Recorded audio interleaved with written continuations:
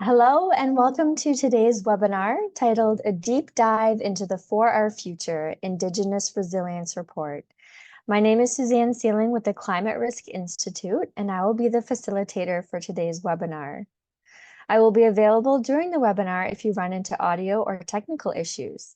To ask me a question, open the chat box and use the drop-down arrow to locate Suzanne Sealing. You can send me a private message. Please note that your microphones have been disabled to avoid any audio distraction or feedback during the webinar. There is a dedicated Q&A session at the end of the webinar, but that doesn't mean you have to hold your questions until then. Please feel free to type out your questions during the presentation into the Q&A box. Questions can be posed in the language of your choice. We have the official language of your choice. We have enabled simultaneous translation for this webinar. To listen in French, click the globe icon for language interpretation and select Listen in French. We are recording the webinar today, and we'll be sending out a link to everyone who has pre-registered along with a copy of the presentation slides. Now I'll pass it off to Kristen Walsh, who will introduce Elder Verna McGregor, who will offer the opening prayer. Thanks, Suzanne. It's with great honor and delight that I introduce Elder Verna McGregor today as I join you from what's currently known as Ottawa on the beautiful, unceded, unsurrendered, and traditional lands of the Anishinaabe Algonquin Territory.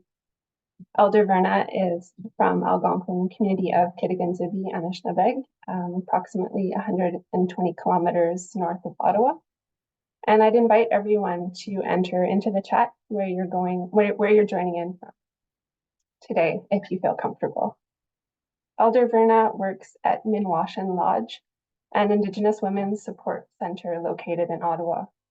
Services and resources provided by Minwashen Lodge assist in empowering First Nation, Inuit, and Métis women and children leaving violence. Elder Verna remains firmly grounded in her community and nation by being part of a group of traditional Kokums and elders. This includes promoting the retention of the Algonquin language and culture, which is paramount in addressing issues and connection to the land that are so critical to what we're discussing today. So with that, Elder Verna, thank you so much for all that you bring to the world and for opening this gathering to share and celebrate a pivotal report in a good way. Miigwech. Oh, miigwech, Kristen. Hello, everybody. Bonjour tout le monde that's online. I see everybody posting on here from all over Canada, but probably the world now. I'm joining you from near Ottawa, which is at the near Wakefield, Quebec. And I'm very honored to be in this webinar today. I was thinking about this, our Indigenous resilience, and I was just thinking about this time last year. I found myself in the hospital in Victoria, but what happened here on this side of the planet, in Kitigan-Zibi, my son was calling me too as well, because the forest fires, I live on a lake, and he could see the smoke coming from on the other side of the lake. So then he was calling me, and I was telling him what to pack as for an emergency and maybe bring things in advance, like an emergency plan. Then I started thinking about our ancestors. And for us, we're known as the Omamaninawak, which really represents the Algonquin of the northeast of Turtle Island, but we were also nomadic. And there's a whole history also, an understanding of forest fires. And there was a reason why also too as well, we also moved with the seasons, and our homes were not teepees, they were, we call them pikogan, which is the wigwams, the oval tents out of birch bark because of the abundance of the trees. And one of the understandings again is that really from the elders is we don't own anything. And that's a little bit harder today because our homes are permanent. Because of colonization, we don't move around. anymore really as much we do in our cars. But again, that's contributing to also climate change. So again, too, as well, we have a long history of resilience as a result of also colonization. And really quickly too, as well, I say this in a lot of my openings too, as well, that even on contact, they estimated that there was 112 million Native people on Turtle Island, and by 1650, that was dwindled down to 6 million. So we've had to be really resilient since then to survive, and even more so now with this climate change, but it's going back to this traditional knowledge too as well. The other part is really quickly from a modern time too as well. I was listening to this Michael Weber a few years ago, and he was talking about the water, and then he mentioned like the things like the Three Gorge Dam, that it changed because it was so huge, and the accumulation and displacement of the water, it changed the rotation by a millisecond of the on the earth. And then I started wondering about the cumulative effects, even of the change in the water, our impact on the air, and also to our relatives did predict also too as well where we are today. And we are in prophecy. We call this a seven fire prophecy, and that we need to come together. And it's going to be also part of that was the seeking of also Indigenous knowledge. And now how do we blend that also now with scientific knowledge? So that's why I'm very honored to be here and to listen, and also the start of this report for our future, the Indigenous Resilience Report, because again, to our understanding is that it's the interconnectedness of everything. And one of the biggest teachings, this is a dream catcher, but it's also the web of life. The spider weaves the web of life, and everything is interconnected. And sometimes too, as well, when they do studies, it's very siloed. But I think too, as well, it's increasing that lens, and again too, as well, it's opening a broader scope, really. So I say, miigwech. Ojeni kashkitochimando se koshe goma weka kina pumatsa jiktinis wa koshe shuen mishnone na because we do kakina chipino pumatsu watch mameya kakina good shit ete goshe nungum we wachoje kakina gadisha down no shame on the gain in the kimanon kakina good shia nipi kakina good ishkude me on the game me wachoje the sewin Kagibi Shenchwin of Marzian, we do Kakina Mamdege, no gom ya COVID-19, a Chichkakina, good Akasuin. We do Kakina Nijino and Dog enough in shops and on the Gopesana, Shishin don't this or she no gom, Ponje, the Dabano Gishuk.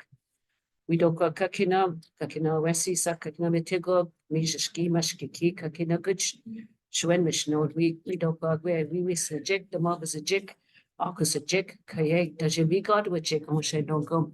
Kashishkwatnik where they see me, Shwen Mishnon, we don't wish me, big watch, yeah, big watch. I just go around the medicine wheel asking, it's thanking everything, including the universe, which is connected to us too, because the moon does guide the waters, and the sun also helps things grow, and it's that male female also balance of the moon and the sun. Also, that also balances the earth, but also too as well, we thank the four elements, which is the earth, the water, the fire, and the air. So we wish you well, because again too as well, having worked before in a bank of all things, but we knew this before, change sometimes is the only constant, but it's good that we have research to help us along this change too. So I wish you well, and I look forward to listening to the discussion. Miigwech.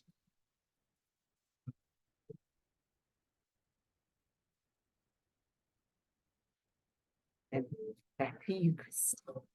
Thank you very much, Elder Verna. I will now pass it off to from the National Knowledge Assessment Secretariat. We have Fiona Warren. She's the Knowledge Assessment Manager leading the National Knowledge Assessment process at the Climate Change Impacts and Adaptation Division at Natural Resources Canada. So over to you, Fiona. Great. Thanks very much, Suzanne. I'm so happy to be here today to celebrate the release of the report for our future, the Indigenous Resilience Report, and to hear more about the report from the authors. Next slide, please. So the outline for today, I'll just start with the very brief overview of the national assessment process to provide some background context. Then I'll pass it over to Graeme to provide an introduction and an overview of the key messages of the report. And then we have quite a bit of time set aside for questions and answers.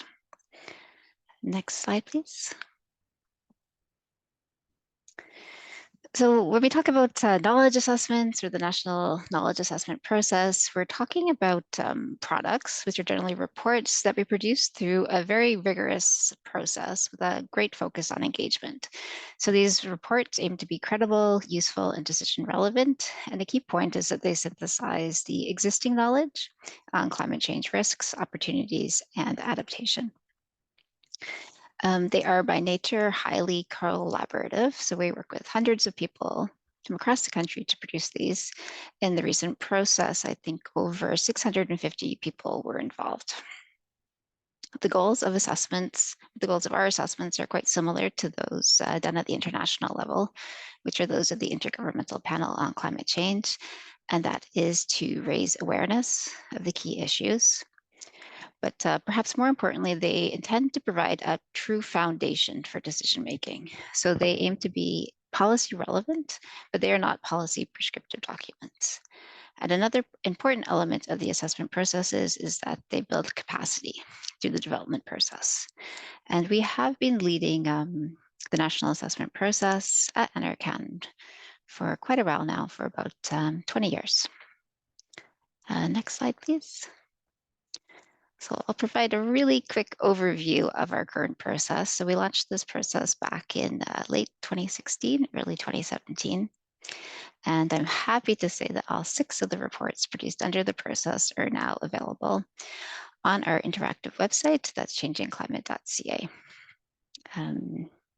So we do encourage everyone here to explore the site, check out the different reports and many other features too, such as the map of adaptation actions.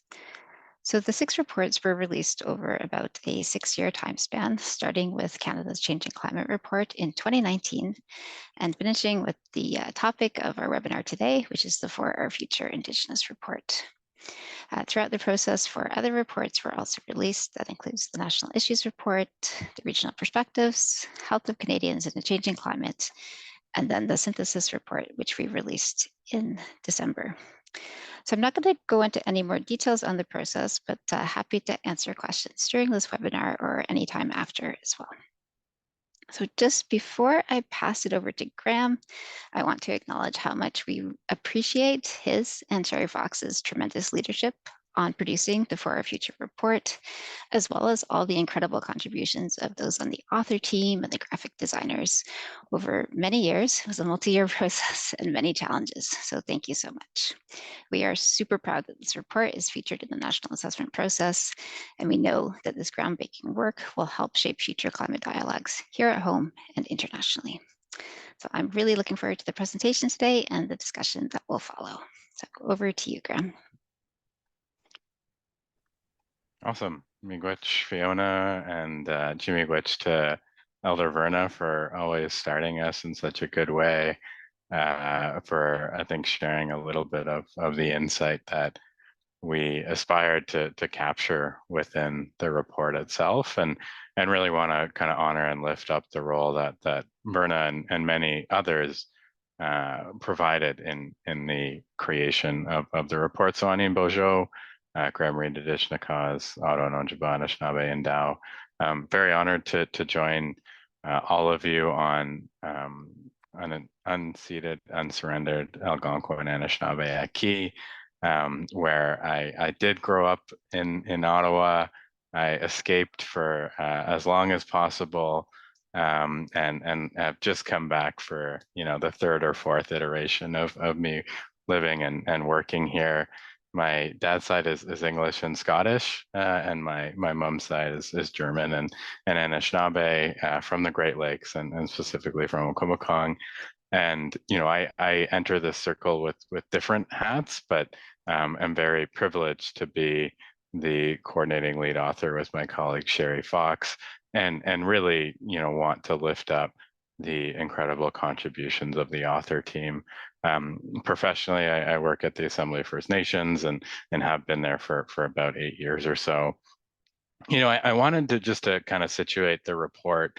And I'll actually ask you, Suzanne, if you could just go back one chapter before I dig into the actually back one slide, sorry, to the assessment process. And I wanted just to speak to this because I think there's an obvious question around why did we advocate in the assessment process to create a standalone Indigenous Resilience Report? Why did we advocate for that distinct space for Indigenous peoples to articulate their perspectives, their priorities, their experiences with climate change, climate adaptation, and of course resilience? And we really did that because the kind of predominant method to create space for Indigenous peoples within assessments, whether it's at the international phase or international level, being the Intergovernmental Panel on Climate Change, or at the national level,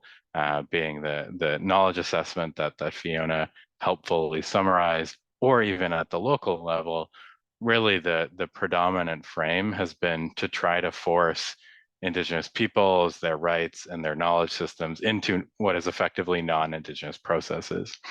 And we saw this as a potential challenge, largely because what we want to aspire to do is really create space for that equal validity, credibility, and legitimacy of our respective knowledge systems, and look for those spaces of interconnection, of weaving, of working collaboratively with each other. And Elder Verna, I think, kind of spoke about that balance and that weaving as articulated within the web of life. And this is particularly important because it's the foundation for the report. And so I'll ask maybe Suzanne if you could go back to that next slide with the really important just overall context. Actually, before we go to key principles, sorry, I'm going around. Excellent. And I want to hear, you see in the For Our Future report, acknowledge two people. First is Jessica Winters, who was and as you look through the report itself, did a lot of the graphic elements. This is actually one of her caribou paintings. And also just want to acknowledge Brett, who's actually on the call with us, and he'll be able to respond a little bit more specifically about the overall design, but played an exceptionally important role in designing a similar but distinct product. And really that is the kind of, I think, crux of what we were aspiring to do within this, follow the kind of conventional assessment process, but do it in a way that really lifts up Indigenous knowledge systems, Indigenous ontologies, and epistemologies. And I'll get into a little bit about that when we talk about those key principles. Our direction that we received is really that we're in an intersecting crises. And I'll talk about that in one of the key messages. But as we read the report and engage with the content, really want to invite you to do that within a context of urgency, largely because it aligns quite well with Elder McGregor's reference to the 7 fires prophecy. We're at a crossroads currently, and that crossroads can lead us to one of two places. And I want us to collectively avoid the path towards additional scorched earth. And so important just to acknowledge that.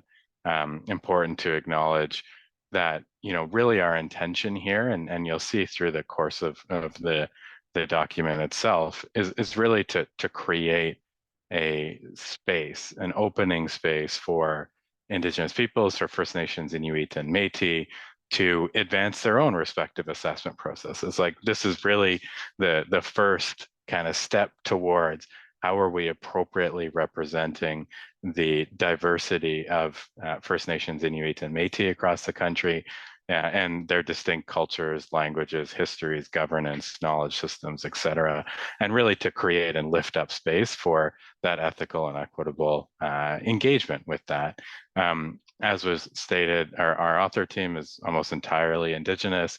If you look at the report itself, in the kind of opening pages, we have an opportunity for authors to introduce themselves and the positionality in which they approach these conversations. And so it's just really important for us to contextualize that and, you know, how we're speaking from the places and the experiences that we have.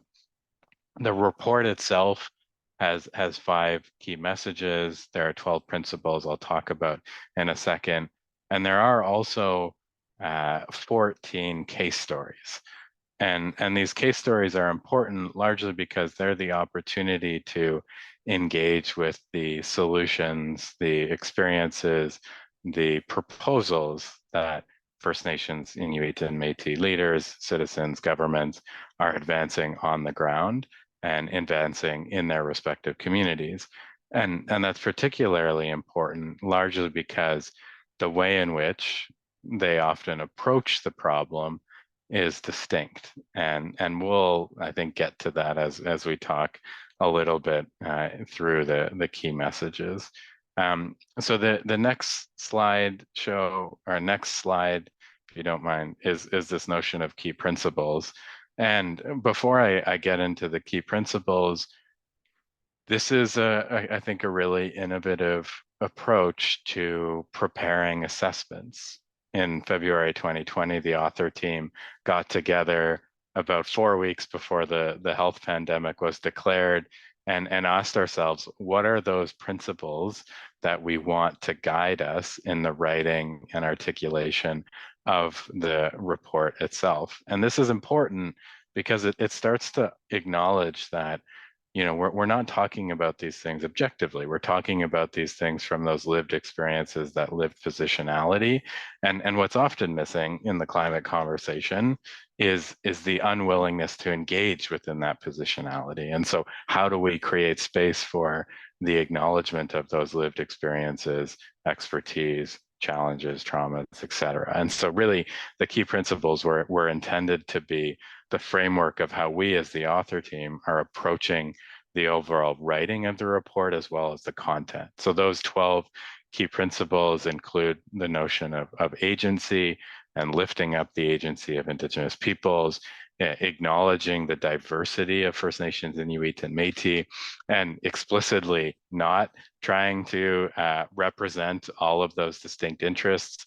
You know, really our intention here was to say, you know, how do we open up space for those conversations? Largely because, and we've seen some examples in the chat, that these experiences and solutions are being advanced on the ground, and we need to approach and consider that in our respective discussions.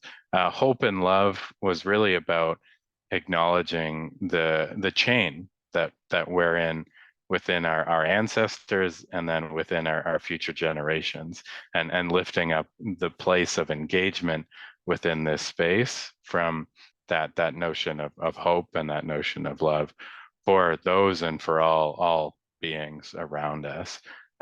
We acknowledge the kind of experience and expertise of Indigenous knowledge systems and our lived expertise.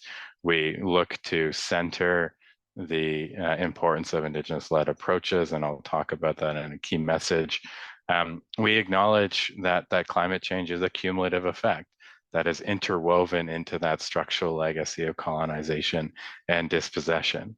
And it's important to understand that within, you know, our work, because that enables us to think through what are the elements of solutions that we can address those things simultaneously. The role of natural law, the original instructions that we've received from the creator, for instance, in a First Nations context, and how that guides those reciprocal and relational relationships with the natural world and our more than human relatives.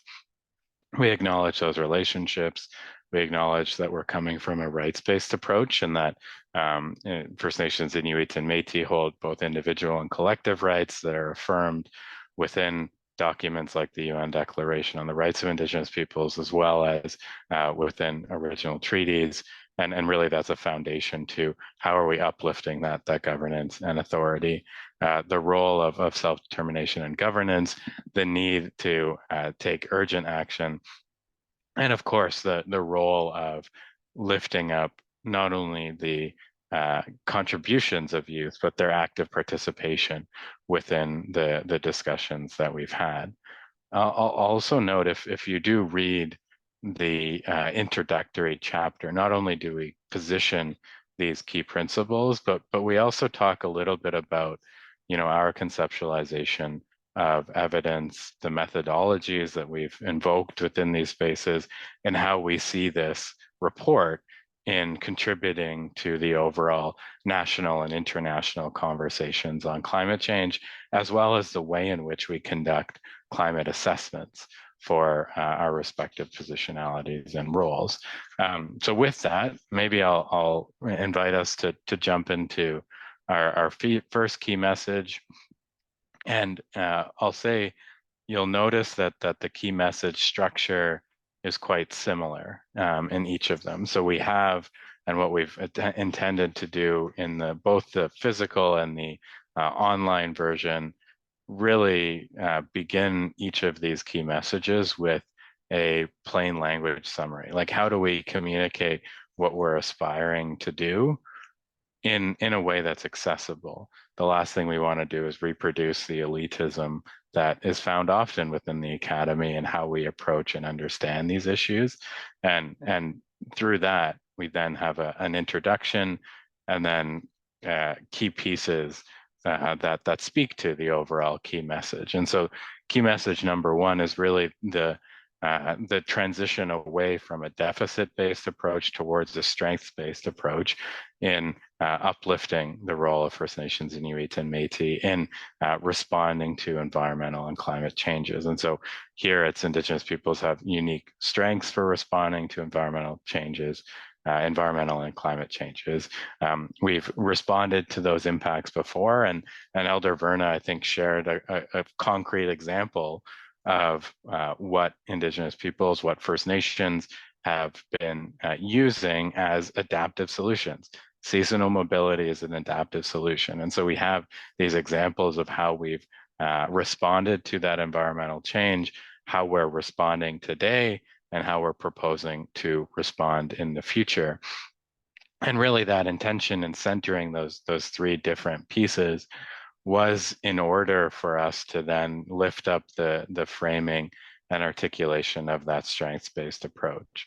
And part of that is really acknowledging those disproportionate impacts as a result of climate change, and the cumulative notion of that through colonization, but really enabling us to create that as an analytical frame for our respective positionalities.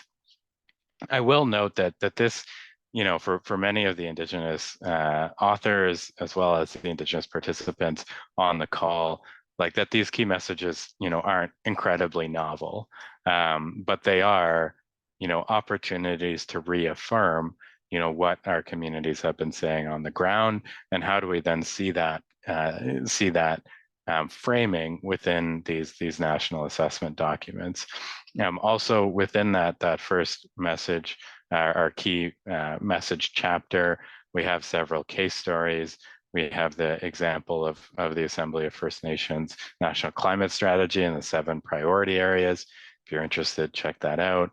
We have also the work that we've been doing in partnership with the Prairie Climate Center on the Indigenous elements of climateatlas.ca. And we've had opportunities, and Brett has played an important role in this, as well as Dr. Ian Morrow, to create those spaces for Indigenous specific opportunities on that climate atlas, which is basically a climate data visualization tool for those who haven't engaged on that. We also have a box on how Indigenous peoples approach science and research, and a case story on the contributions that organizations like 7Gen, which is an organization, Indigenous youth-led organization, to really create space for Indigenous youth within the clean energy transition, who have hosted multiple different gatherings and are likely going to host another one in this fall. And so really, these are opportunities to see those examples of solutions that Indigenous peoples, First Nations, Inuit, and Métis are advancing on the ground. Maybe I'll just, in the interest of time, I'll go to our next key message, but I will just caveat this with saying, there is a lot of detail in this report, and I would really encourage you to kind of sit with it and read with it and think about it. Also, for those who are reference nerds, we spent a lot of time bringing in references from Indigenous scholars from different places and spaces. And so, there is, I think, if you look at the physical copy, out of a 100-page document, 30 pages of which are references. And so really that was our intention in honoring the contributions and the shoulders that we're standing on in order to articulate these things. The second key message focuses on how climate change is actually just one of the many crises that First Nations, Inuit, and Métis face. And we essentially introduced this key message largely because we saw climate change as not as a problem, a nebulous problem in itself, but really a lens through which we're looking at those structural and root causes.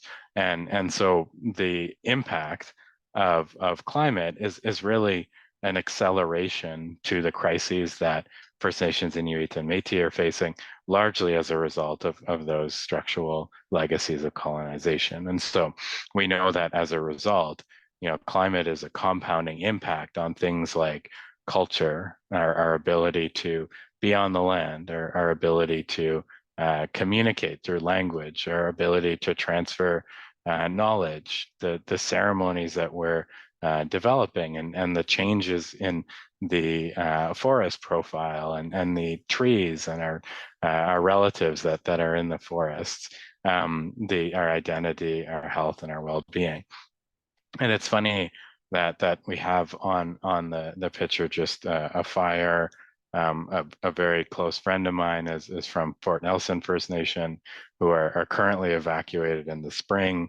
And not only is that an emergency element and an aspect of emergency management, but it also impacts the ability of her and her community's connection to those who are living on the land, living those teachings and those knowledge and those culture that are place-based. And so we want to consider that within the frame, and we want to consider that within how we think about what are appropriate and thoughtful solutions. And so in this key message, we talk about how the impacts of climate change are actually interrelated and intersecting with those other crises. And obviously in a First Nations context, in an Inuit context, in a Métis context, those crises are different, but often they relate to things like housing and things like food security and water security and just the impact on socioeconomic outcomes and standards. And so really we need to consider climate as part of that broader whole, largely because, when we think and we look at those root causes, the emissions of greenhouse gases are not the root cause. They're a symptom of that deeper problem, that problem of an imbalanced relationship to the land around us, to the natural world. And so through the course of this chapter, there are a few different examples of, different case stories that we wanted to highlight the role of climate change and traditions up in Selkirk, the connection between Inuit and ice, and the diversity of words used to talk about ice and snow in the north and the impacts of a rapidly changing climate on that. likely it comes to no surprise, but if you look at the very early reports in the national assessment, we see that Canada is warming at about double the global magnitude and between 3 and 4 times the global magnitude in the Arctic. And so a warming of 2 degrees globally is really a warming of potentially up to 4 and 6 degrees in Canada. And so that has very tangible impacts for the ability of First Nations, Inuit, and Métis to exercise their relationships with the natural world around them. Also in this chapter, we have the intersections between environmental displacement and health in Pictou landing, and the work that one of our authors in particular, Diana Lewis, Dee Lewis, has been advancing in partnership with Pictou Landing First Nation, and the importance of reframing and rethinking about environmental displacement and health from a First Nations perspective, and ultimately how, you know, we embed that sort of thinking and framing within our work for how we collectively think about climate and its intersections. So the next key message that I wanted to share with all of you really speaks about the role of Indigenous knowledge systems and lived experiences as essential components to climate action. And I will just start this out by saying, you know, we're purposefully using the concept of systems largely to avoid the reductionism that often exists within what is Indigenous knowledge and how do we engage and fit it within a non-Indigenous process. And when we talk about the complexity of Indigenous knowledge systems and the place-based origin of those, we discuss how it's interwoven within those social, those governance, those political, those you know, practical elements of, you know, how we live in reciprocity with the natural world, and how we do that as central to, you know, understanding the impacts of climate change, as well as the prospective solutions. And so our, you know, chapter and our message is really about including those Indigenous observations, knowledge systems, and lived experience, especially those with relation to those who are gender diverse, women and youth, and in all aspects of research, strategies, and decision-making processes. And, you know, had kind of wanted to create a special emphasis on ensuring that we can create appropriate space for that. And effectively that those knowledge systems are also about the honoring of those unique and diverse indicators and methods for observing, monitoring, and assessing change. Shari might talk about this later, but the work that Shari and Inuit monitors have been engaging are the original researchers, right? How do we conceptualize and think about that in a frame that has traditionally not honored that lived expertise in an appropriate way? In the key message, we look at different examples and case stories. Our author, Jessie Popp, shared a story about Anishinaabe perspectives on climate change impacts and research, and some work that she and her lab are doing on Indigenous peoples or Anishinaabe folks in the Great Lakes region, and just the different orientation and approach that they're taking. We've pointed out different examples of different videos of Indigenous peoples leading conservation efforts through the chapter itself, and really uplifting what this means in practice. And that's articulated through the work that our author Norma Cassie brought about the important role of Indigenous guardians. And you see in case story 6 just the leadership that she's bringing, and that Val Courtois is bringing in the Indigenous Leadership Initiative around like really honoring and creating space for Indigenous peoples to be on the land, leading the monitoring, decision-making, and assessing of change. We also created a real emphasis in this on, you know, how the application of those knowledge systems can inform the practice of decolonization of climate change research and policy, and uplifting some of the work that Indigenous climate action is doing on that exact issue, and how to think about, you know, what is the root cause we're aspiring to solve, and when we think deeply about that root cause, how do our respective solutions inform that? And then, of course, some of the work that Christine Ray is doing in partnership with Brenda Parley and others in the Mackenzie River Valley about tracking, or Mackenzie River Basin about tracking change. The fourth key message really focuses on that nexus of food, water, and energy, and how that's central to the leadership of First Nations, Inuit, and Métis. And there is a special emphasis on the importance and uplifting of food sovereignty. And really as food being the heart of relationships that First Nations, Inuit, and Métis have with the world around them, that we really need to honor and lift and learn from those experiences, and also consider them within, you know, our respective approaches to climate change research and policy. And I say that largely because, you know, when we think about the depth of relationality between Indigenous peoples and their food systems, we need to also then think about, like, what are the impacts that climate change is bringing to the disruption of those connections, and what does that mean for that culture identity and traditional passing and transmission of knowledge.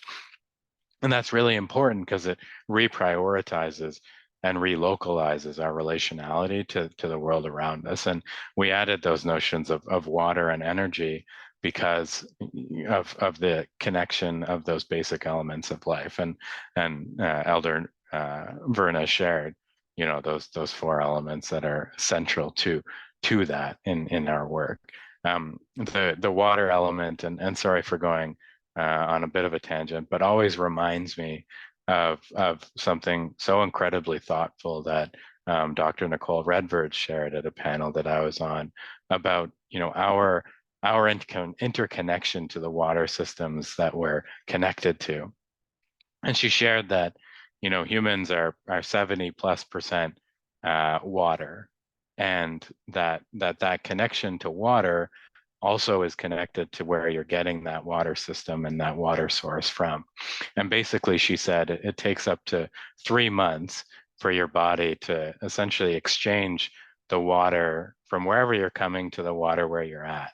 And so, for instance, for those who are living in Algonquin Anishinaabe Aki, who have been here for longer than 3 months, you are literally 70% water of the Ottawa River watershed. And that's particularly important because it acknowledges that relationality that we have and that interconnection that we conveniently forget within climate policy research and solutions. And so really about reorienting ourselves in that connective web of life that Elder Verna shared. We talk about the importance of not only acknowledging that food, water, and energy sovereignty, but also the importance of connecting that to the reassertion of authority and decision-making, and ultimately a redistribution of power. And we say that largely because, you know, it's not only about the kind of current power structures that they exist, but also we need to unpack whether those power structures are actually deepening those structural legacies, that structural dispossession of First Nations, Inuit, and Métis. And the perfect example of that is often in advancing clean energy and contributing back to respective grids. And then finally, you know, the final piece within this chapter was really about how are we revitalizing and lifting up those meaningful Indigenous economies and just the diversity of Indigenous peoples, and expressing, you know, those economies based on that relationality to land, water, and ice, and that being a central tenet to move away from concepts like accumulation, scarcity, and competition towards abundance, cooperation, and relationality, and important kind of focal point within that. The final key message, and hopefully this will, you know, stop you from having to hear my voice for much longer, is really the notion of the connection between self-determination and Indigenous-led climate action, and those notions of self-determination and governance as key elements of those rights and aspirations of First Nations, Inuit, and Métis, but also of those obligations that federal, provincial, and territorial governments have to their respective treaty or their respective Indigenous nation or land claim, et cetera, agreement. And so really those are central to, how are we advancing these commitments to decolonization along our commitments to decarbonization. And that's about how do we, understand and proactively address the impacts that climate change may have, but also the role of providing additional decision-making to First Nations, Inuit, and Métis to essentially advance their own respective solutions. And for instance, in the chapter itself, we talk a little bit about the Listuguj Mi'kmaq fishery and the reassertion of those relationships and rights to fisheries. We talk about the connection of climate action and protection of Métis rights, the importance of uplifting research by Inuit for Inuit, and really the interconnection between those advancing Indigenous-led stewardship and research for fire and really bringing fire back to the land and back to country. And I'll just close by pointing, because I know I've gone on a little bit longer than intended, but I'll close by just pointing your attention to those details within the section on moving forward. And I say that largely because there are a lot of sections in there where where we think that there's kind of additional space for conversations, for research, for discussion that could hopefully influence the next assessment cycle, the next, I guess, gathering of this sorts of information. And that's really to recognize that, we are participating in a process of a knowledge assessment. We know that there is a good amount of knowledge that can continue to be developed as we continue to navigate the uncertainties of the impacts of a rapidly changing climate and those intersections with the impacts of a biodiversity crisis and a pollution crisis. But really, this and the report that we've brought into this space is about how do we open up that space for these conversations to happen, and how do we do it in a way that we continue to uplift the leadership, the solutions, and the knowledge systems of First Nations, Inuit, and Métis in addressing the impacts of a rapidly changing climate, but also in addressing those root causes that are driving those outcomes, those behaviors, and those attitudes that are really contributing to that. So I think maybe I'll stop there. Really invite maybe Shari and Brett and Elder Verna to kind of show face, and just invite any of the questions or comments that any of you may have. As we're maybe thinking about that, maybe I'll just invite you, Brett, if you want to speak a little bit about the design, and then maybe Shari, I'll invite you if you want to share anything in addition. Just a reminder, and Suzanne is there very helpfully, there is a section that says Q&As, where you can type your questions. If there are no questions, I'll just make up questions, but really we look forward to kind of hearing and engaging with all of you and kind of creating space and opportunity to bring these key messages into your respective areas and domains of work. So Chimigwich, and yeah, let's go to you, Brett. Sure. Thanks, Graeme. Yeah, I just wanted to kind of acknowledge that I've been very fortunate to I came into it a little bit later in the process, but I was able to kind of read some of the initial drafts, and it was great information, a lot of great research that was going into it. And what I kind of want to acknowledge as well is that this is like just kind of the tip of the iceberg when it comes to the information that can come from Indigenous-led research and Indigenous researchers. So like in developing the design for the For Our Futures report, we were pretty committed to embedding the perspectives at the core of the way that we approached it. So this commitment, I think, is very reflected in the content, but also kind of the very fabric of the report's design. So we utilized like a lot of elements that are resonant with the land, kind of ensuring that the principles are not just visible, but integral to the narrative structure of the report. But also the way the design kind of introduces the unique perspective that may differ from the traditional Canadian reports. but it still maintains that alignment with their overall objectives and kind of fostering the dialogue in and around adaptation and resilience.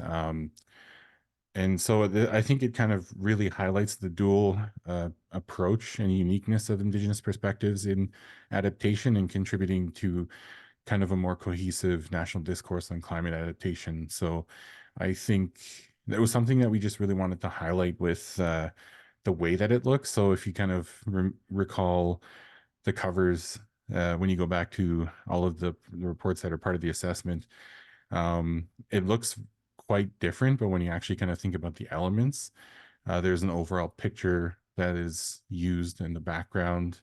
So it's kind of similar in a way, but I think is a little more reflective of how we see the land in the bigger picture and kind of how adaptation truly is formulated. And it's less of a systemic human approach, but more of a listening to the land, what the land wants to tell us. So yeah, hopefully it kind of answers. It was quite a long process, but I feel like it was really difficult trying for us to all kind of meet, because all of us are incredibly busy on each of our respective projects, and the artists were phenomenal to work with. And yeah, I just really appreciated the time and opportunity to work on this, and a lot of the great people that I've been able to encounter through the process. So yeah, thanks, Graeme. If anyone else had any questions, I don't know if I think that kind of relatively covers quite a bit of it. Yeah, no, Chimiwich for that, Brett, like super helpful, and obviously like grateful for your leadership.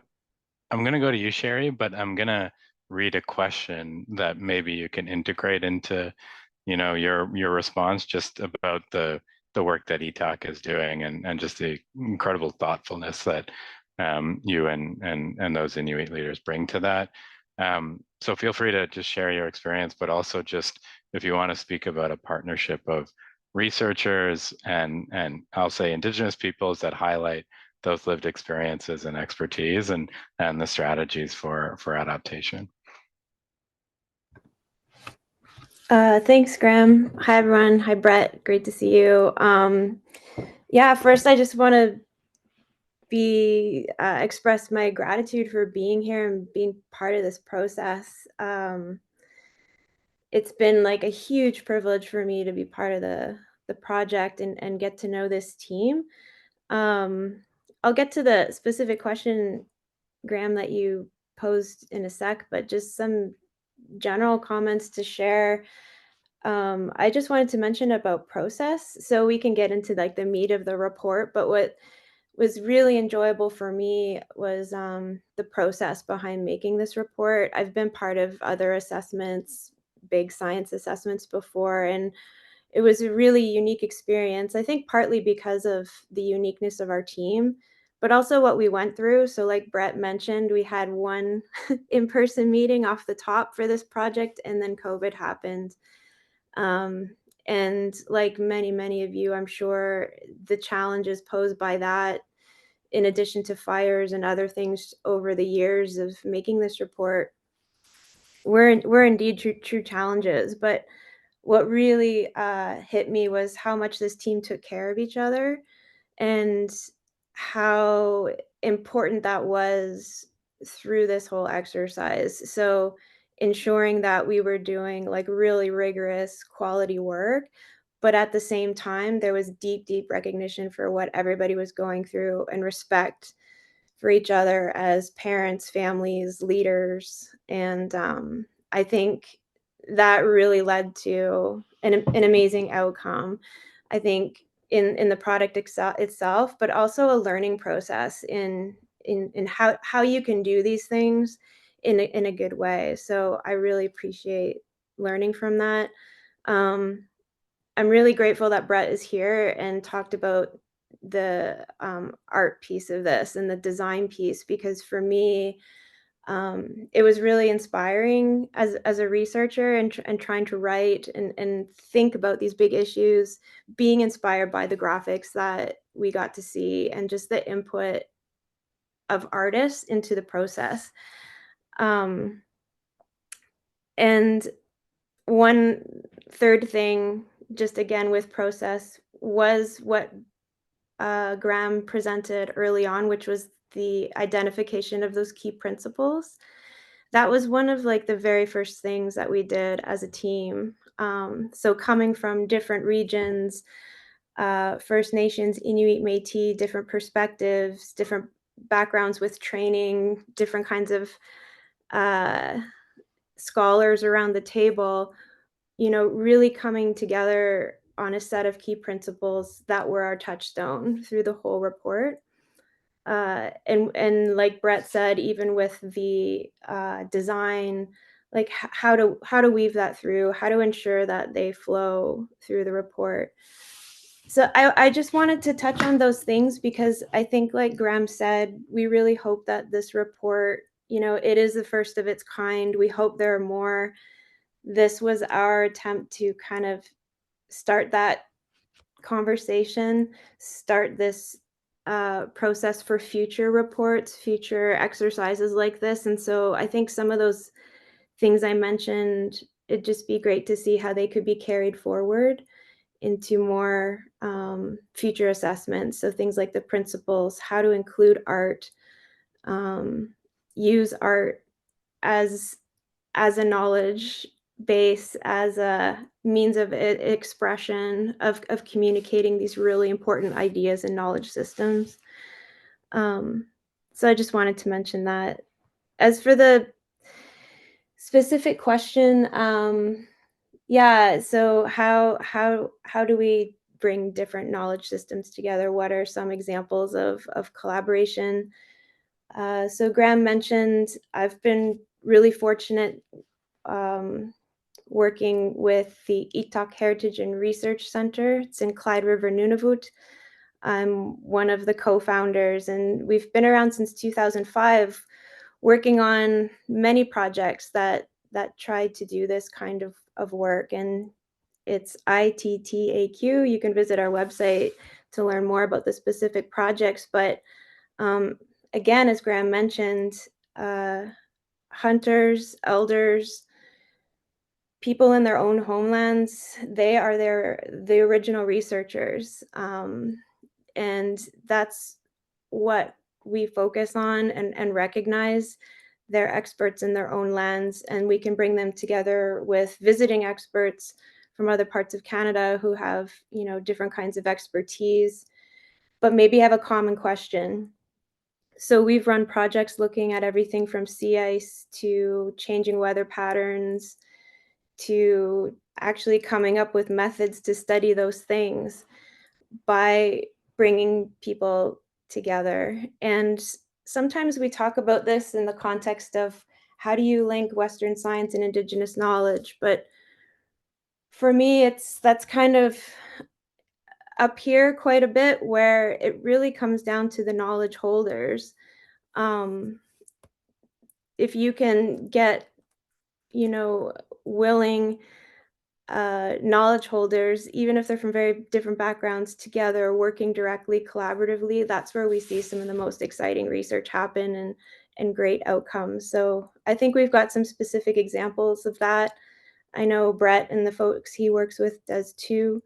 So I really encourage you, if you're asking those questions about how do you do this, I think there's some great examples out there. There's a few case studies in our report that can get you started, but there's some homework to do about some really exciting, innovative stuff, especially at the community level. That's where I love to work and see things happening, and especially now, there's some like really incredible, innovative examples. So that's about all I have for now. That's really great, Chimiwich, for that, Shari. Really helpful. Elder Verna, I don't know if you wanted to comment on anything that was shared yet, and then maybe Brett, I'll bring you back in just because there is a question about how do we create our own institutions that I think is something that you've been thinking about quite pointedly. So Elder Verna, why don't I go to you? Oh, thank you, Graeme. No, I've just been listening, but I look at it too as well from a wider lens.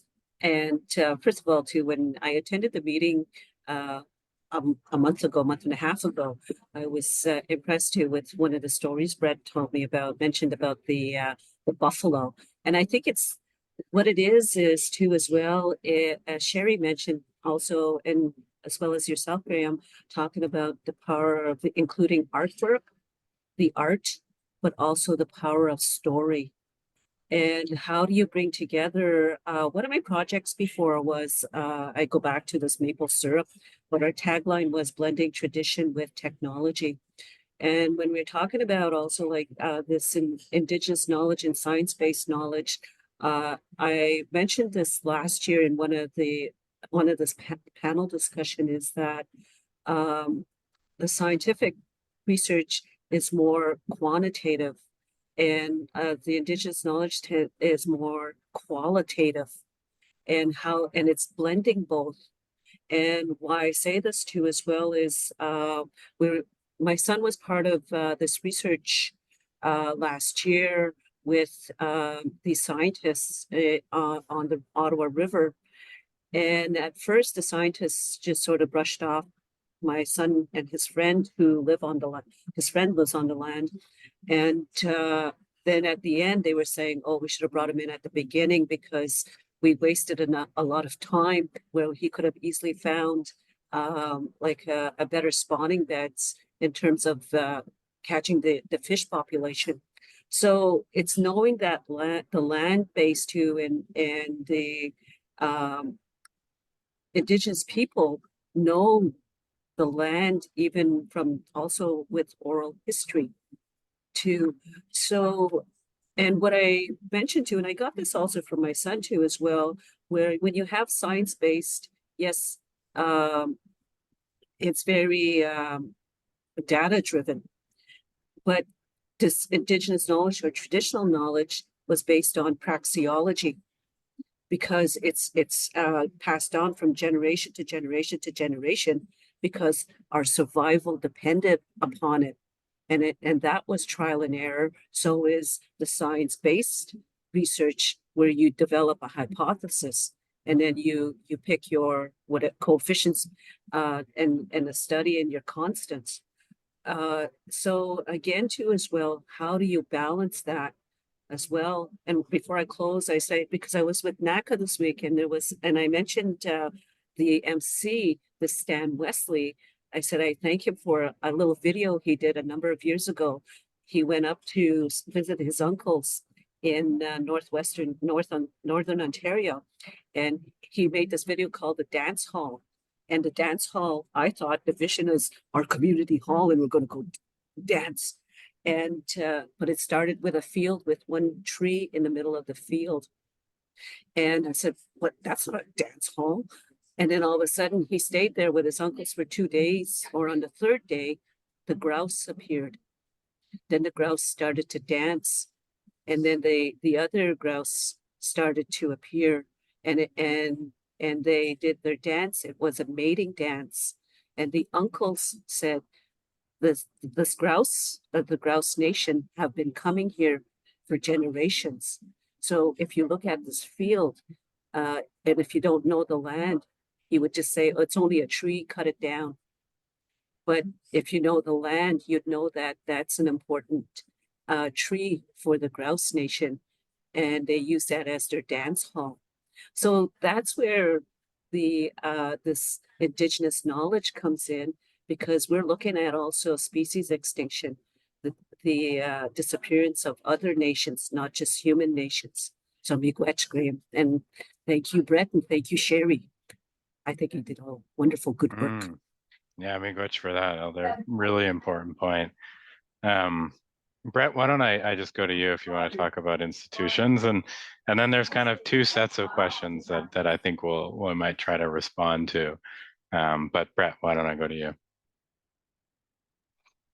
Yeah, so there's kind of right now we're kind of in a unique moment where adaptation, mitigation, and research, it really needs to be led by the land. It really needs to kind of be informed by the way a lot of First Nations, Inuit, and Métis communities and nations kind of view knowledge dissemination and understanding.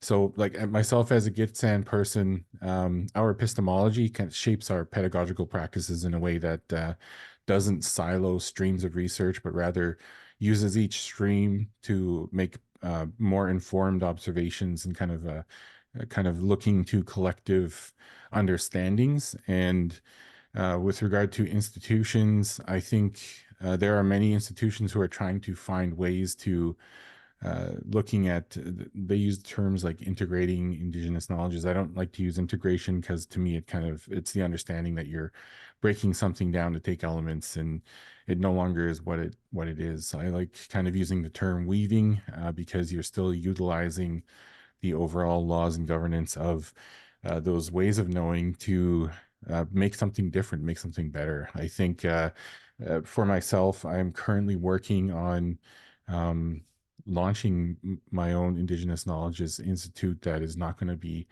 siloed. It's going to be multidisciplinary, and it's going to be very focused on supporting Indigenous-led research wherever I can. Part of the reason that I do this is a lot of my work takes me many different directions, so I tend to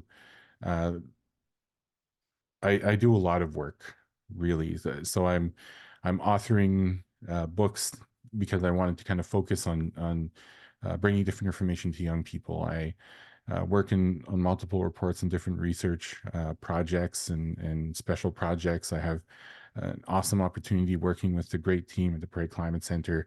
But all of these things are ways that using what I know from our knowledge systems and trying to find places for it, and it's spread out all over the place.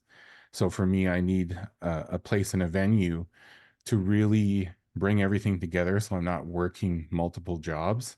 It's taking a toll on my health. And I think this is kind of something that, I mean, any researcher kind of deals with trying to connect to so many different projects, but I want to solve that solution. I don't want to continue on as is for myself. I need more time with my children. I need more time with my people. I need more time for ceremony and culture. And a lot of these things aren't afforded working in the Western systems as they are. So I think for me, it's really trying to make my own space. I have to make this space. And I think it's something that we all have to do at any institution, is really try to make a different space, especially when we're looking at Indigenous perspectives. There are a lot of different ways that we need to do that. And I'm only one person. I'm doing what I can to find the solutions that I can for the work that I can do, so I can continue to support great projects like this, and to continue supporting many great projects that I am connected to, and the researchers who work within that field, those fields.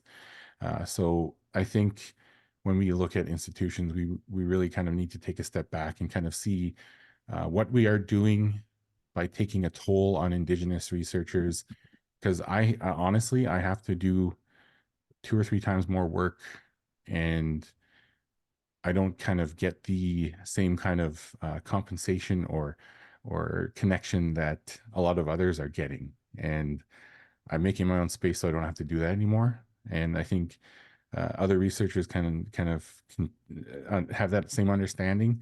I'm not unique in this perspective, but this is what I'm doing. And I think I think there kind of really needs to be change in overall in how we look at the human connection, not only to the land, but to one another, and how we work.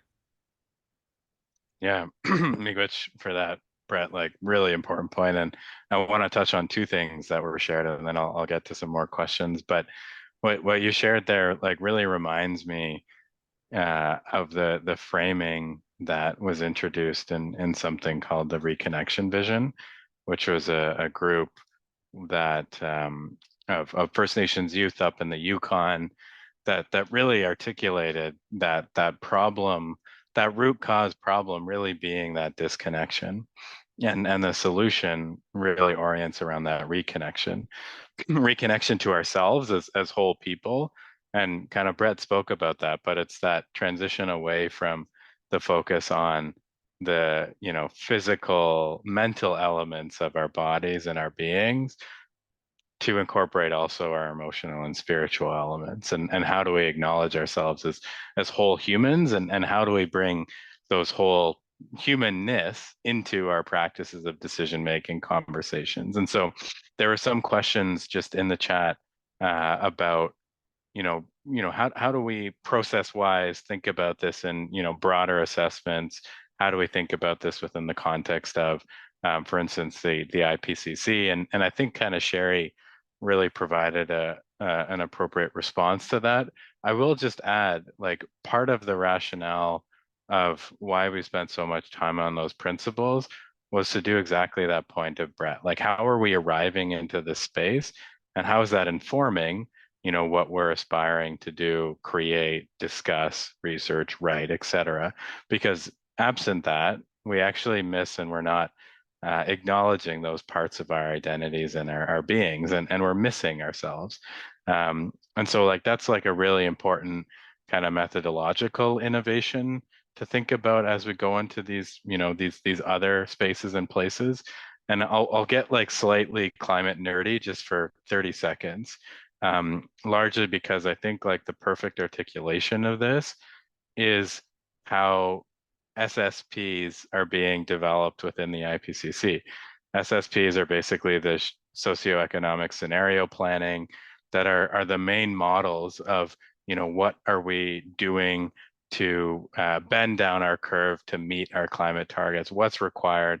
What are the types of emissions that are required?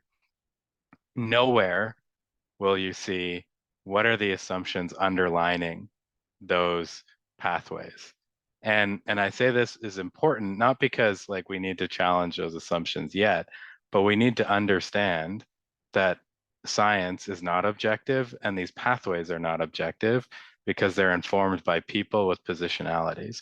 And so as we contemplate like our role and the lessons in the concepts like the IPCC and the current 7th assessment cycle, we have to think about like what are those underlying assumptions that we're carrying that we don't talk about. For instance, Brett kind of alluded to this, and Elder Verna alluded to this. There's been a lot of work currently about the specific role of nature-based solutions.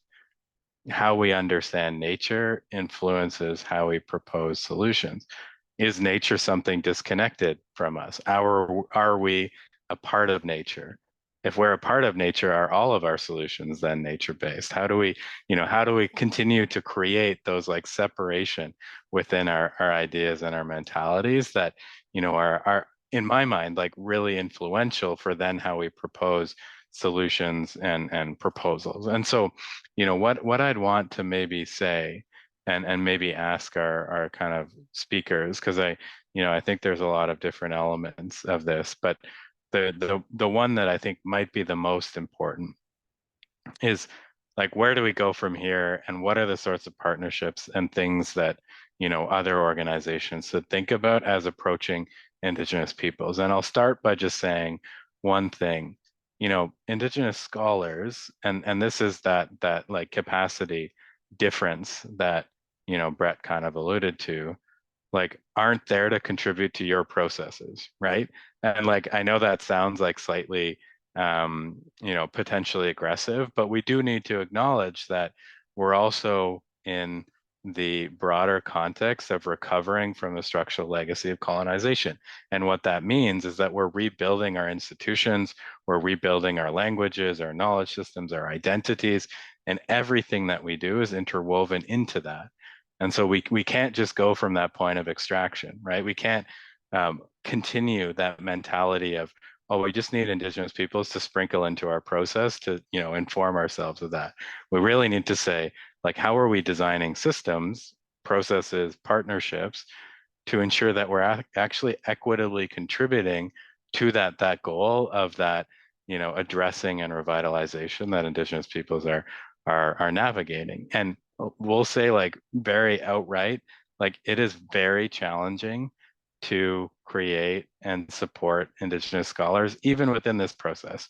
And you saw maybe in the title that we acknowledge some folks who started with us and had to, step back just because of their own familial commitments, their own professional commitments. And that's okay, right? Like that's the acknowledgement of the priorities that they're carrying. But we also need to do that in the processes that you're leading. And what I think is sometimes problematic is the false urgency that is introduced. And so it's interesting because there's a question about urgency. And so I think there's a difference in urgency between what are the impacts that we're seeing to our lands and territories, and how are we urgently contributing to the, you know, slightly arbitrary timelines that were being introduced, whether it's federally, provincially, or territorial, right? Like we need to kind of think through that a little bit, and we need to avoid the reproduction of that sense of urgency and the forcing of Indigenous peoples to fit within those processes. And so what I'd ask, maybe like Shari, if you want to start, and then I'll go to you, Elder, and then to Brett, is really just like, you know, how do we think about guidance, partnerships, you know, better working relationships with, you know, non-Indigenous entities, governments, et cetera, that that could help just inform folks who are navigating this. Shari, I'll go to you, and then Brett. Thanks, Graeme. I'm just mindful that we have a few minutes left, so I'll actually go to Elder Verna first, because I think her perspective is, and then I'll come back at the end if there's time. Perfect. Verna, Elder Verna, and then Brett, and then Shari. Yeah, I agree with you in terms of also too as well, this Indigenous knowledge is seen as it's just sprinkled on as basically like an afterthought. And that's what happened. And it's not an afterthought anymore. I think it's coming to the surface. And I think that's where this comes out. But also too as well, the urgency is maybe also bringing in that Indigenous knowledge, because it may lead to better outcomes or better perspectives too, in leading to that urgency for mitigation. So really quickly too, there was something else I was going to say too, is also, and I lost my train of thought here, but again, to this urgency, the other part is intellectual property. And that's my problem with a lot of the elders too, in terms of sharing, because a lot of times the researchers come in a community to extract knowledge. And how do you handle that with also too as well intellectual property, especially to, for example, the traditional medicines or traditional, then it becomes, it's turned into the extraction of knowledge for profit. But at the same time, we grapple with that, because if we don't share that knowledge, then the destruction just it's a continuum of destruction since colonization. So it's walking that fine line. So I'll just end it there, because we have limited time. Miigwech, Brett? Yeah, so I think just quickly kind of touching on the intellectual property, I saw a question there earlier. I think one of the best examples of how we work at the PCC, the Prairie Climate Center, has really focused on relationship development with partners, with people that they are going into communities to research with. And a lot of that really starts with just simple communication in the beginning, explaining kind of and expressing what we hope to do. But then at the same time, we connect to the community. We want to get to know more about that community. I think it's really important to build a relationship and build a reciprocal relationship. And anytime that we research with partner or communities or individuals, anything that we bring forward is only at the express approval of those individuals. We do not go into spaces, interview them or connect with them or engage with them, and then take that and leave and write a report. That kind of extractive behavior is detrimental to relationship building. Everything that we do, even though it takes longer, and this kind of goes back to that forced urgency for everything, is it takes time, and we need time. And that's kind of the different processes and different ways of research that happen through Indigenous-led processes versus non. I think really it's about connecting, and this isn't just an approach just for First Nations communities. That PCC likes to build relationships with all the people that they connect with, and everyone that they connect with and we connect with are offered the same opportunities for approval of content and anything that we do with the videos, with reports, publications, articles.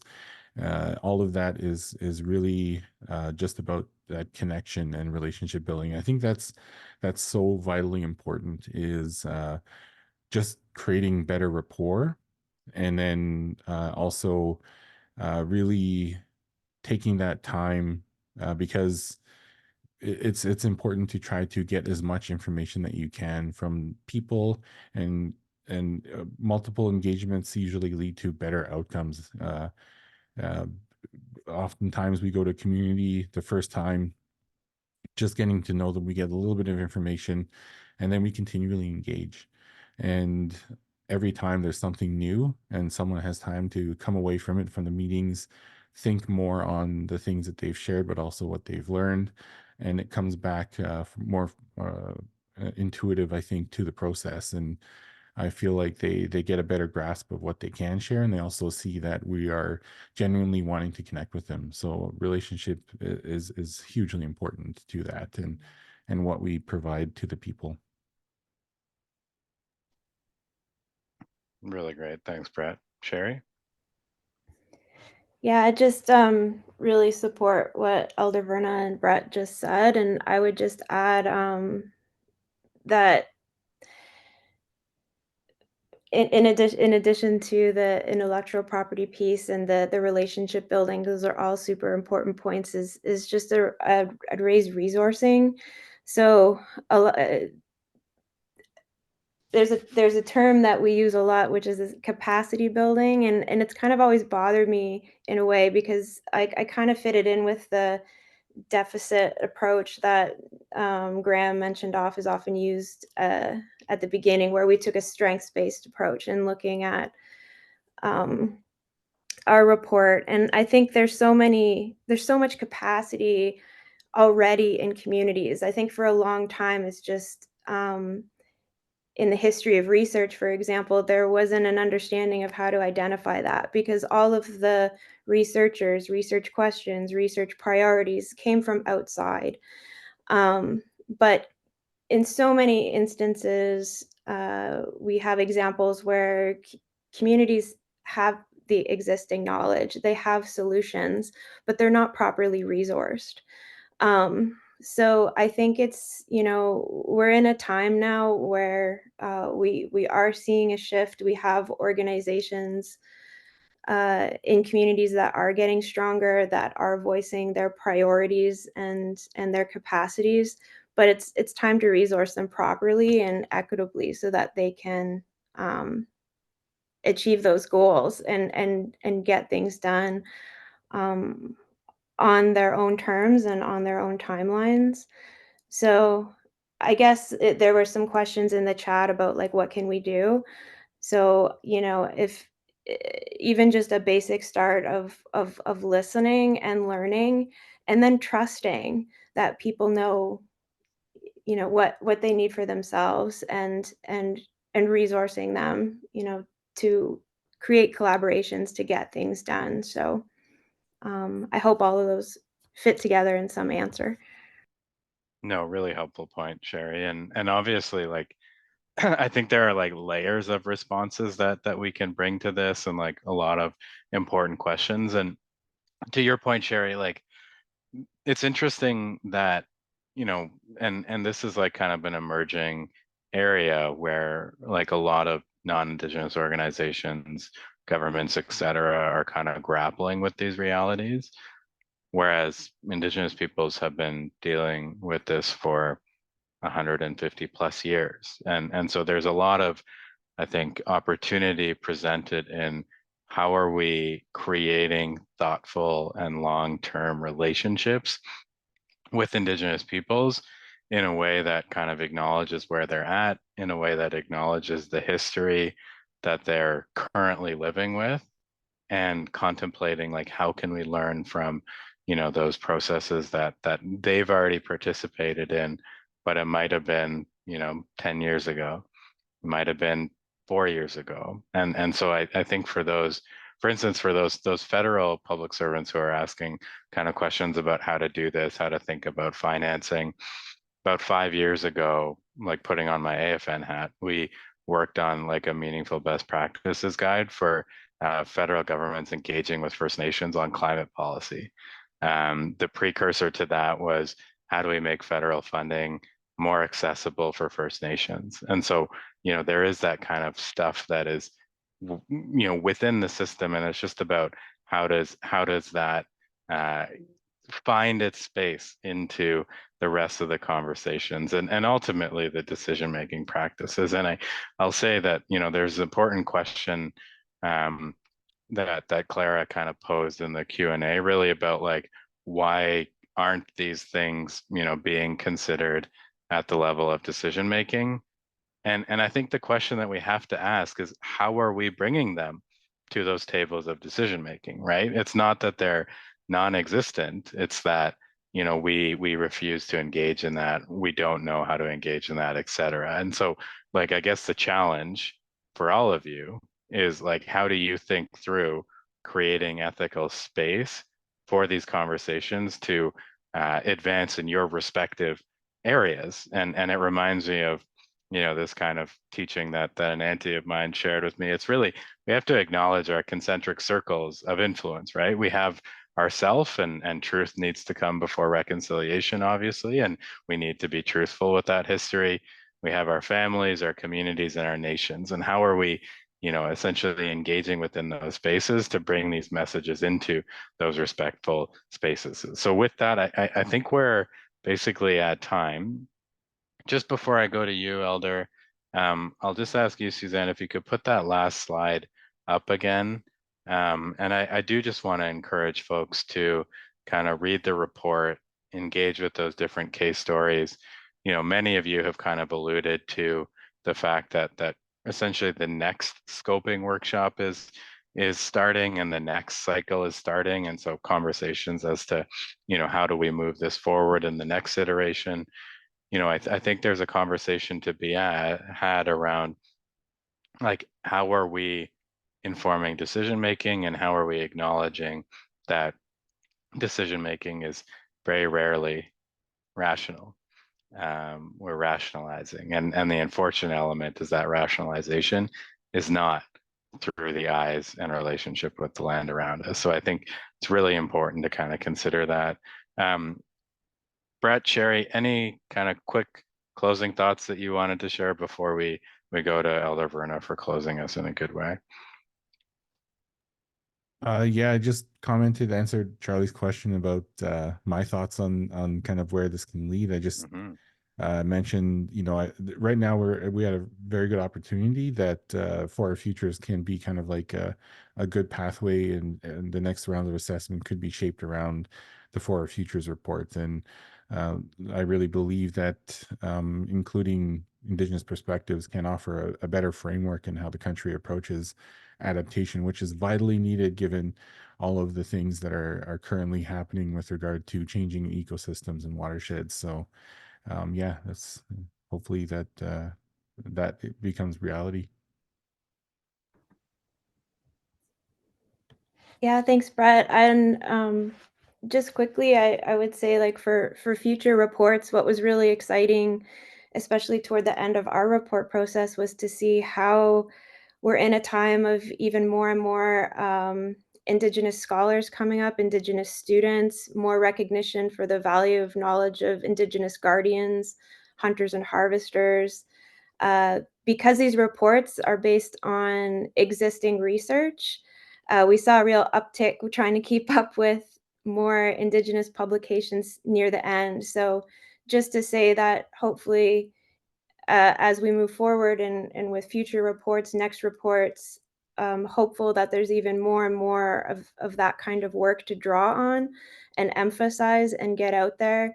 And that includes not only the scholarship, but in our report, we also tried to recognize things like multimedia, video, the digital atlas work like Brett's group. Those kind of resources are also critical. So you know, these new ways of thinking about like what is research, what is, you know, knowledge and how to communicate it. So, you know, we were the first go at this, but I think the next one can just grab even more of those kinds of things and amplify them. And I know our team would be here to support that process, but I think it's an exciting time. And you know, we had 30 pages of reference. The next one should have 50. So there you go. Oh, yeah, miigwech for that, Shari and Brett, and go back to you, Elder.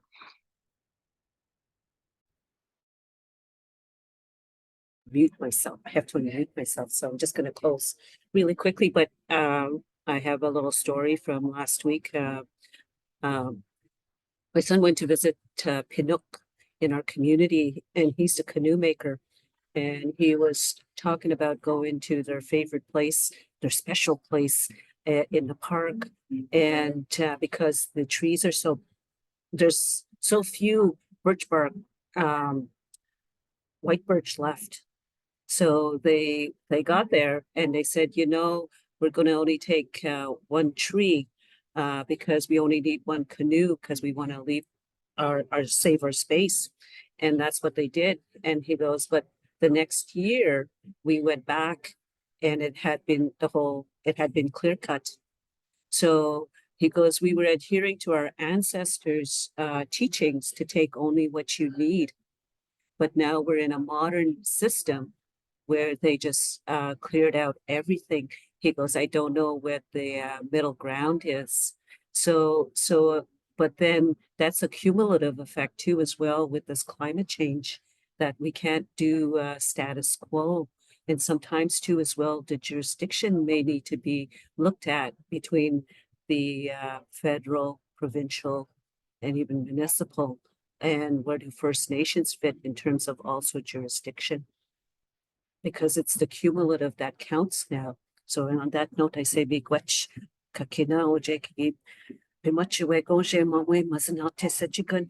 We don't go kakina pimachitek dinis wa goje nongkom. A shit miigwech on in the kimanon. We don't go kakina in the kimanon. A shit kakina gujia. It nibi ishkude. Nisewin kakina ya awesisa kakina mitego kakina guch ya kakina guchia mijashki mashkiki shuen mishnonina because kaki jendon kakina mia miigwech yeah miigwech. They say miigwech 4 times to honor the 4 directions, the 4 seasons, the 4 stages of your life. And Graeme, Brett, and Shari, you're doing good in your middle stages of your life. So I honor you and I say thank you everybody for listening today too, and great work, and keep up the good work. Miigwech everybody. Miigwech, Elder, and back to you, Suzanne. Thank you so much, Elder Verna. Thank you, Brett. Thank you, Shari. Thank you, Graeme, and the team at CCIAD for helping to put this together. It's this was very impactful, so very much appreciated. And with that, that's it. We'll say until next time. Adios. Stay safe, everyone. Miigwech. Miigwech everybody. I'm going out the door on the screen. Yeah, same. Have a good day, all. Yeah. Bye. Bye.